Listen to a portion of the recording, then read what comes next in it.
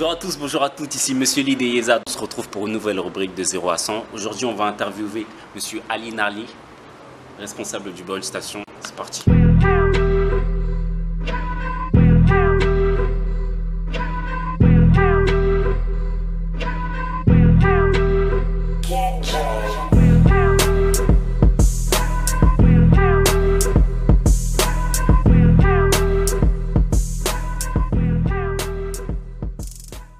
Déjà Ali, merci de nous avoir reçus dans ton restaurant. Ça faisait déjà un moment qu'on devait faire cette interview. Hein. Ouais, parce que tu étais assez occupé, moi aussi. Et donc c'était justement par rapport à ce nouveau projet que j'essaie de mettre en place, savoir les interviews, à savoir une nouvelle rubrique 0 à 100 qui fera partie des Yeza, dans laquelle justement il y aura plusieurs personnes comme toi. Des personnes qui ont un parcours atypique. En fait, je voulais essayer de pouvoir interviewer plusieurs personnes qui ont réalisé des projets concrets aussi, et pouvoir faire partager en fait leur expérience avec d'autres personnes pour leur permettre s'il y a d'autres personnes justement qui sont dans le même cas que vous et qui sont passées par les mêmes choses, si elles ont envie de réaliser des choses, si elles ont des projets, leur montrer qu'il y a des personnes, des jeunes qui se sont arrivés, et voilà. Donc on va commencer incessamment sous peu. Donc tu vas commencer par te présenter d'abord. Ouais, ça marche. Voilà, tu te présentes, tu nous dis qui t'es, qu'est-ce que tu fais dans la vie. Ça marche, alors moi je me présente, je suis Narli Ali, gérant d'une société et d'un restaurant depuis un petit peu plus de 5 mois maintenant, le Ball Station.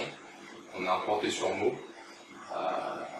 Un restaurant atypique pour le coup comme mon parcours, une restauration alternative à tous les kebabs, à tous les pizzas, on me propose des plats du jour, donc ça fait un petit peu, ça fait un petit peu plus de 5 mois et demi maintenant. Ça, je m'avais dit, tu avais commencé en mois de mars, c'est ça, mars. L'inauguration c'était le 19 mars très exactement. Et voilà, sur nos 6 mois maintenant, on a déjà fait la moitié du parcours. Ouais. Quand on s'était vu en fait parce que ça faisait un moment qu'on s'était pas vu, parce que je tiens à préciser que moi et Ali on se connaît en fait depuis le collège, et malheureusement. J'ai dit malheureusement. Et donc ça faisait un moment qu'on s'était pas vu, les routes à cause de la vie, tout ça, les routes se sont séparées et on s'est rencontrés, et justement il m'avait parlé de son projet.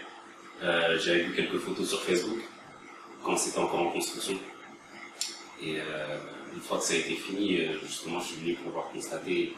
Tu m'avais un peu expliqué par quoi t'es passé, et ça m'avait vraiment, interpellé. Et donc, du coup, je me suis dit qu'il y avait quelque chose à faire. Donc, premièrement, moi, la question que je voulais te poser, c'est d'où l'idée t'est venue. Parce qu'on sait que, voilà, Ali, nous, l'école, c'était pas trop notre truc, tu vois. L'école, c'était pas trop notre truc, et aujourd'hui, en fait, il a réussi à. Moi, personnellement, quand je suis venu, la première fois que je suis venu, ça m'a mis une vraie gifle dans le sens où c'est vraiment un truc qui est carré, c'est propre. Je m'y attendais pas. Ouais, je m'y attendais pas. Surtout venant de moi. Surtout venant de toi, je m'y attendais pas. C'est le but de l'interview. Ouais, exactement. Et donc, je me suis demandé d'où est-ce que c'est sorti, tu vois, d'où l'idée est venue. Comment ça se fait que Ali, voilà, aujourd'hui, Ali il est devenu gérant d'un restaurant. Je tiens juste à dire, je vais commencer par te dire que on avait une petite idée, j'avais ça dit au fond de ma tête. J'étais dans le monde du bâtiment auparavant, jusqu'à 6 mois auparavant, j'étais dans le monde du bâtiment, en tant que conducteur de travaux, chargé d'affaires. Et j'avais mon associé, qui est présent avec moi, Moustapha Arslan. On travaillait ensemble, donc on était dans le bâtiment, on faisait un peu de tout, on faisait des restaurants, on faisait des locaux, etc., un petit peu de tout. Et vraiment, la restauration, on l'avait dans un petit coin de la tête, au fond. Mais si tu me poses la question, tu me dis, est-ce que tu avais ça dans ta tête, franchement, je t'aurais dit non. Donc, après, ça se fait au fur et à mesure, ça se fait au mesure du temps. Les idées s'installent au fur et à mesure du temps. Une fois qu'on a quitté le monde du bâtiment, on est passé dans la restauration. On a fait les travaux à deux. On a fait les plans à deux, on a fait l'aménagement à deux, on a vraiment fait tout à deux. Donc on a sorti ce petit morceau à deux. Mais je l'avais dans un petit coin de ma tête, hein. Au fond, je l'avais dans un petit coin de ma tête. Ouais, et moi, enfin, aussi, ce que j'avais trouvé impressionnant, c'est surtout, comme tu l'as dit, que vous avez fait tout, et tout vraiment a été fait par. Vous l'avez fait vous-même. Vous n'avez pas fait appel à. Mais je tiens juste à dire, le briefing que je viens de te faire, c'est surtout pour le local en lui-même. Mais le projet de la restauration alternative, comme j'ai pu le citer auparavant, d'où ça m'est venu, comme avec toi, on était à Henri-Monson. Je me rappelle, donc des STC qui est juste à proximité pour ceux qui ne savent pas, il est juste à 100 mètres ici. À l'époque, on était au lycée, nous on n'avait pas l'opportunité de manger sain à prix léger. Donc pour pouvoir faire profiter ça aux jeunes qui sont juste à côté, même les commerçants du coin, la mairie, etc. Enfin, un petit peu tout le monde, surtout la classe ouvrière, entre guillemets, qui puisse profiter vraiment de manger propre, sain et à prix léger. C'est surtout ça qu'on a dans un coin de la tête. On a vraiment réussi à installer ça ici. C'est notre plus grande fierté, c'est ça en fait. C'est de pouvoir installer ça ici et de faire profiter ça aux gens, tout simplement. Et aussi, enfin, j'imagine, enfin, les gens doivent imaginer que ça n'a pas été facile de pouvoir justement faire tout ça. Et enfin, par quelles difficultés justement t'es passé pour pouvoir justement y arriver? Si t'as eu des difficultés durant la route? Le truc principal, vraiment la difficulté principale, si je puis le dire, c'est le manque d'expérience. J'étais à l'école, j'ai été diplômé, je suis tombé dans le monde du bâtiment, j'ai été conducteur de travaux, mais j'ai jamais été restaurateur. J'ai jamais osé franchir le pas en créant une société, en allant taper à la porte de la mairie pour pouvoir faire les dossiers, en allant côtoyer des architectes pour pouvoir tracer mes plans. C'est vraiment le manque d'expérience qui m'a posé le problème, mais la grande chance que j'ai pu avoir, c'était de rencontrer les bonnes personnes au bon moment. J'ai eu mon associé premièrement, qui est très intelligent. C'est lui qui a aménagé, c'est lui qui a tracé les plans, ensemble, on était ensemble sur ce coup-là. Mais c'est surtout d'avoir eu le soutien de Humidé Merci, mon ancien patron, qui est quand même un grand frère pour moi. Il a une société de bâtiment, Rénovimo Bâtiment maintenant. C'est d'avoir pu avoir son soutien surtout pour lui. Mais évidemment, on a tout de même rencontré pas mal de problèmes. Ça a été vraiment des stades assez difficiles, franchement, des épreuves assez difficiles qu'on a engendrées, parce qu'on est, premièrement, financièrement, tu commences de zéro. T'as le local, certes, mais enfin, si je te montre les photos, on pourra le partager ensemble plus tard. Si je te montre les photos du local de base, ça faisait juste peur. Franchement, très honnêtement, ça faisait juste peur. C'était juste 4 murs de partant, tout simplement. C'est le manque financier qui nous a posé problème au début. C'est les problèmes administratifs, de pouvoir taper à la porte de la mairie, pouvoir attendre 4 mois, juste pour taper un petit coup à l'intérieur, parce qu'il faut pouvoir déposer ton dossier à la mairie, il faut attendre 4 mois d'études de dossier pour avoir l'autorisation de travaux. Donc une fois que tu as l'autorisation, il y a le stade de travaux maintenant qui rentre en jeu. Les travaux, qui dit travaux, dit main d'œuvre, dit matériel, dit financier encore une fois. Si je passe au-dessus des étapes des travaux, il y a eu l'aménagement. L'avantage que j'avais, c'est que j'ai pu me déplacer à l'étranger, en Turquie, spécialement pour pouvoir amener tout le matériel, les matériels principaux, pour les amener là-bas. Mais encore une fois, tu vas là-bas, c'est l'inconnu. C'est l'inconnu parce que tu côtoies des gens, certes, tu leur dis voilà, moi je veux ça, je veux ça, je veux ça. Mais une fois que tu l'as acheté, certes, c'est facile à acheter, tu vas me dire, tu sors le chèque, tu l'achètes, mais comment le faire amener ici? Donc, encore une fois, c'est les phases administratives, la TVA, pour pouvoir sortir de la marchandise, il faut avoir un niveau intercommunautaire, et tout ce qui s'ensuit, tu vois, donc je ne vais pas rentrer dans le détail. Mais c'est surtout le manque d'expérience qui nous a posé problème au début. Et ouais, comme tu l'as souligné, c'est surtout aussi, je pense qu'il y a eu en fait une appréhension, un peu de peur, j'imagine, surtout quand tu vas vers l'inconnu. Et moi, ce que j'avais aimé, c'est que le fait que justement vous êtes allé au-dessus de ça et que vous vous êtes lancé en fait. Et en fait, comment tu me l'as raconté, c'est que en fait toutes les choses se sont faites au fur et à mesure. C'est que au fur et à mesure, en fait, une fois que tu avais déjà lancé ton projet, à la limite, enfin, ton expérience, tu l'as fait sur le tas. En fait. C'est exactement ça, voilà. C'est exactement ce que tu viens de souligner.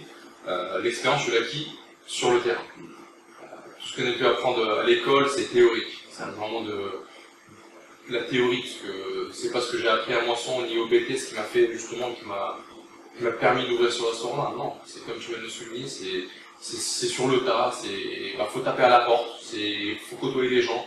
Même si t'as faux, même si t'es pas dedans, faut y aller, faut foncer. Et c'est là où tu acquiers l'expérience. Maintenant, ça fait 6 mois par exemple pour la restauration, c'est pareil.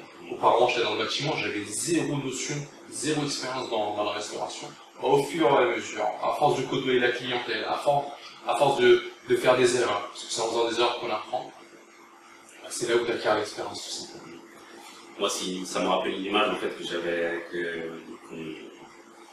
un exemple qu'on m'avait donné, c'est que dans l'entrepreneuriat en fait, quand tu peux avoir l'appréhension de pouvoir te lancer, et en fait, une fois que tu es lancé, on m'avait dit de comparer ça en fait à un espèce de bateau, tu vois. C'est comme si tu étais sur un bateau.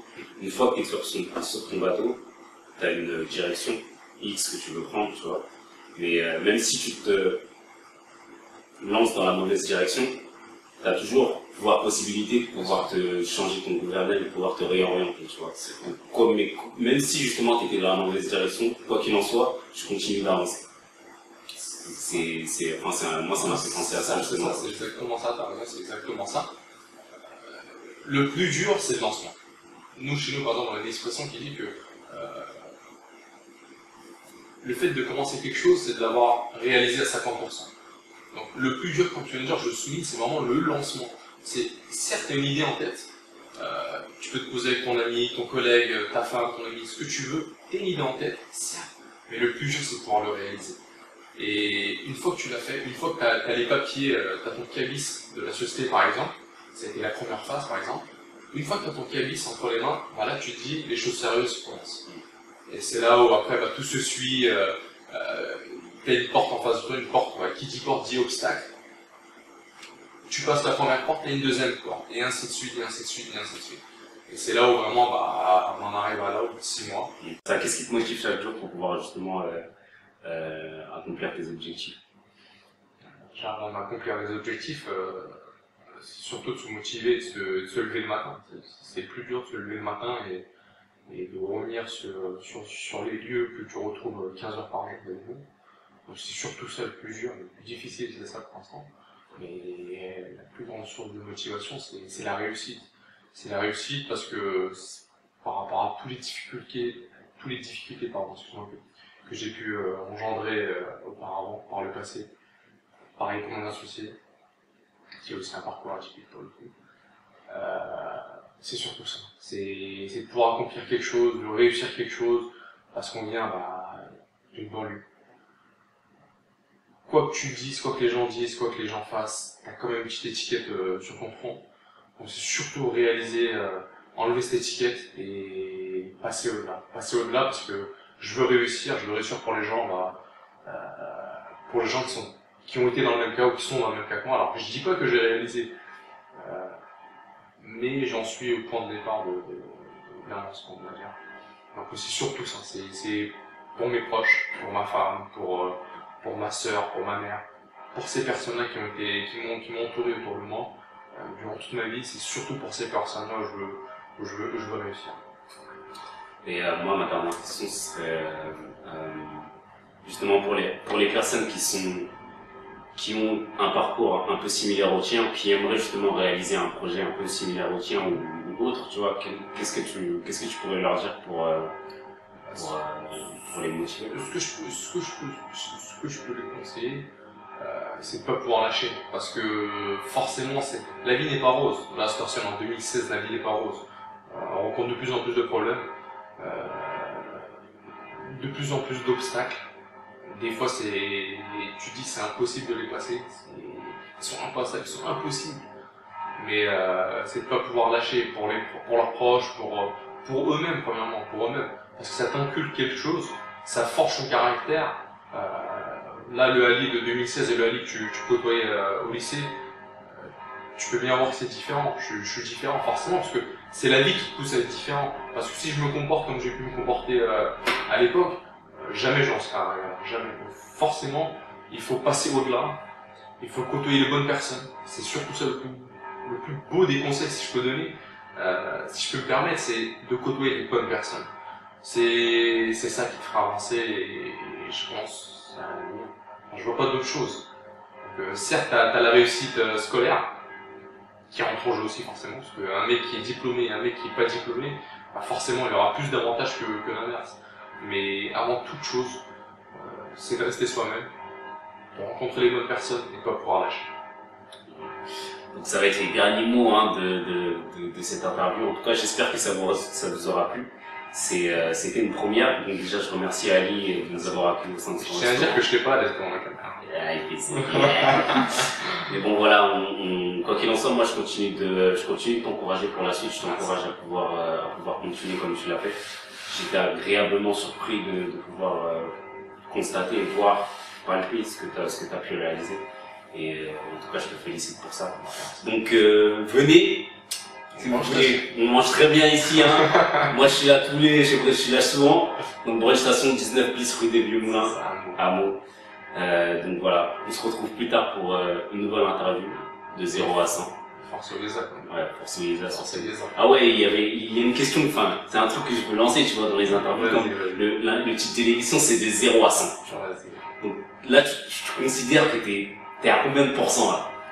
À combien de pourcents? Ouais, à combien de pourcents de mes capacités? De ce que tu vas accomplir. Ah, de ce que je vais accomplir? Ouais. À l'heure actuelle? Ouais. C'est une question, tu prends un cours là, j'aurais dit un petit peu plus de la moitié, donc 60. 60%. Ouais. Et vous êtes à combien? C'est une bonne question ça. Franchement, je peux pris un cours là, on peut prendre un 50%. Donc voilà, merci à tous, merci à toutes. On se retrouve plus tard pour une nouvelle interview. Moi, je vais me sustenter. Elles ont pète.